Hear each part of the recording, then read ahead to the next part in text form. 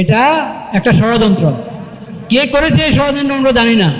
বাংলাদেশের তাওহীদি জনতার পক্ষ থেকে দাবি জানাচ্ছি, সৌদি দূতাবাস আমাদের এই দাবি পৌঁছায় দেখ, ওখানে হারামের ইমামদের কাছে পৌঁছায় দেখ এবং সৌদি সরকারের কাছে পৌঁছায় দেখ যে 1400 বছর থেকে মসজিদে হারাম এবং মসজিদে নববীতে 20 টাকা তারাবি ছিল। তোমরা একটা ওজনের কারণে এটাকে 10 করেছ, বাকি 10 ঘরে পড়ার কথা বলেছ। সেই ওজোর কবে চলে গেছে? এখনো কেন এই গলত রেওয়াজ নিয়ে তোমরা আছো? 1400 বছর থেকে 20 টাকা হয়েছে, সেই হালাত, সেই অবস্থা ফিরিয়ে আনো, এটা আমাদের দাবি। কত রাকাত তারাবি পড়ি? 8 রাকাত। আমাদের 8 টাকার তারাবির দলিল কোথায়? সহিহ বুখারী 2013 নম্বর হাদিস, কিতাবুস সালাতুত তারাবি। ইমাম বুখারী বাব রচনা করে দিয়েছে।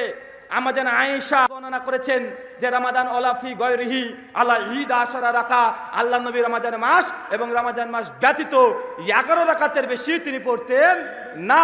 এটা তারাবির হাদিস তিনি বর্ণনা করেছেন ইমাম বুখারী। তিনি অধ্যায় রচনা করেছেন কিতাবুস সালাতুত তারাবি।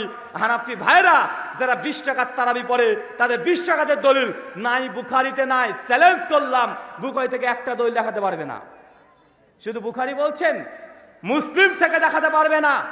আবু দাউদে নাই, তিরমিজিতে নাই, ইবনে মাজায় নাই, নাসাইতে নাই। এমনকি হাদিসের এনসাইক্লোপিডিয়া বলা হয় মিশকাত শরীফ, মিশকাতের মধ্যেও 20 টাকার তারাবির একটা হাদিস নাই।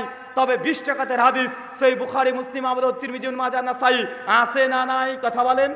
যেটা আমরা একটু আগে পেশ করেছি, মুয়াত্তা মালিকের মধ্যে 8 টাকার তারাবির কথা এসেছে। ওমর বিন খাত্তাব তিনি 11 রাকাত তারাবির নির্দেশ দিয়েছিলেন। উবাই বিন কাব তামিম দারিকে মুয়াত্তা মালিকের 249 নম্বর হাদিস, মিশকাতের মধ্যে 1302 নম্বরে হাদিসটা এসেছে। যখন এরা দেখতে পাচ্ছে যে 20 টাকাতের হাদিস তাদের এই মাসুর গ্রন্থগুলোতে নাই, তখন 20 টাকার